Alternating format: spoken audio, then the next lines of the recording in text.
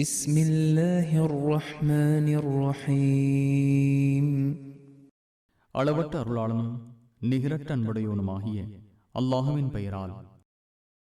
واتبعوا ما تتلو الشياطين على ملك سليمان وما كفر سليمان ولكن الشياطين كفروا يعلمون الناس السحر وما أنزل على الملكين ببابل هاروت وماروت وما يعلمان من أحد حتى يقولا إنما نحن فتنة فلا تكفر فيتعلمون منهما ما يفرقون به بين المرء وزوجه وما هم بضارين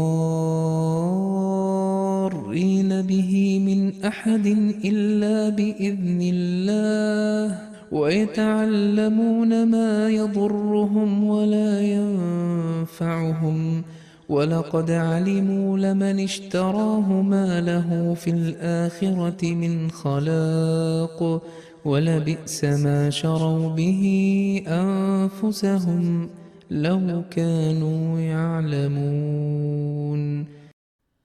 சுலைமானின் ஆட்சியில் ஷைத்தான்கள் கூறியதை இவர்கள் பின்பற்றினார்கள். சுலைமான் ஏன் இறைவனை மறுக்கவில்லை? பாபில் நகரத்தில் சூனியத்தை மக்களுக்கு கற்பித்த ஹாரூத் மாரூத் என்ற ஷைத்தான்களை மறுத்தனர். ஜிப்ரீல், மீகாயில் எனும் அவ்விரு வானவர்களுக்கும் சூனியம் அருளப்படவில்லை. நாங்கள் படிப்பினையாக இருக்கிறோம், எனவே இதை கற்று இறைவனை மறுத்து விடாதே என்று கூறாமல் அவ்விருவரும் யாருக்கும் கற்றுக் கொடுப்பதில்லை. கணவனுக்கும் மனைவிக்கும் இடையில் பிரிவினை ஏற்படுத்துவதையே அவ்விருவரிடமிருந்தும் அவர்கள் கற்றுக்கொண்டனர்.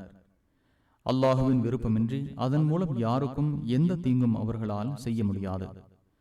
தமக்கு தீங்களிப்பதையும் பயனளிக்காததையும் கற்றுக்கொண்டார்கள்.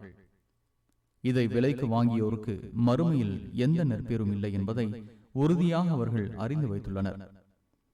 தங்களை எதற்காக விட்டார்களோ அது மிகவும் கெட்டது, அவர்கள் அறிய வேண்டாமா?